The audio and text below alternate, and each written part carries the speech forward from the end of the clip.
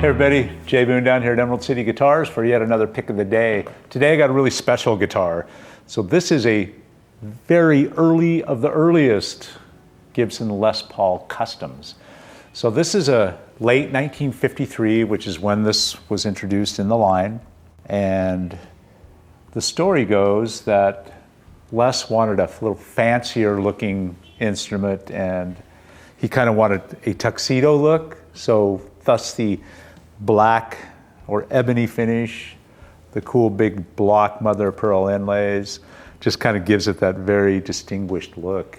And this guitar is just an absolutely amazing example of one of the very earliest of the Les Paul Customs, or the Black Beauty, which it came to be called in time.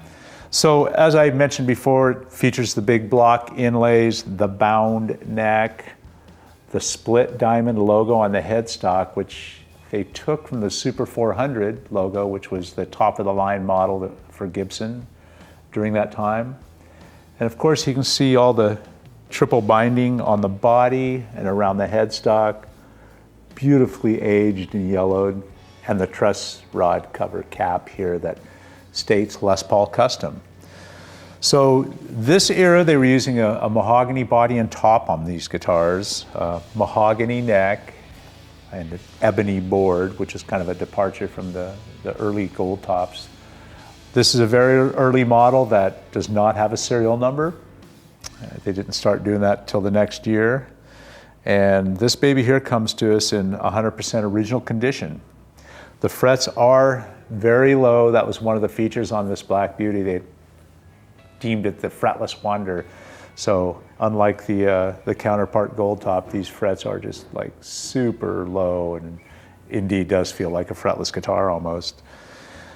Also, this instrument features the P90 in the bridge position and what they call the Alnico V in the neck. And this pickup was an early design by Seth Lover, the renowned pickup god. And you can see the cool pickguard with the triple binding, the black knob, just a really sleek, cool looking guitar. Also features the gold hardware. You can see the gold magnets in the pickups there. And of course the ABR1 Tune-o-matic bridge. So for a late 53 model, really groundbreaking stuff here, and that pickup, just a really cool model to add to that Les Paul line in its very, very early beginning. So this guitar has a fair amount of weight to it. It comes in, I think, at around 11 pounds, but just a beautiful, beautiful example. That's all there. You can see a little bit of chips here and there on the top. Flip it over in the back. The back is really clean, just a couple little marks here and there. All in all, in really, really great condition for a 1953 model. Really dig the old waffle tuners in gold that they're using here. So this case here is a little bit of a mystery to me because the very early models from late 53, they used the brown case and later went to a black one in 1954. However, I'm not 100% sure this is the original case, and the lining almost looks to me like somebody redid it at one point. It's really cool, really royal blue, but unlike anything I've seen in a brown case before. So that could be changed, or it could be a case that was made just for this guitar, the early Black Beauty models. But definitely the early 50s case, and it fits this guitar amazing.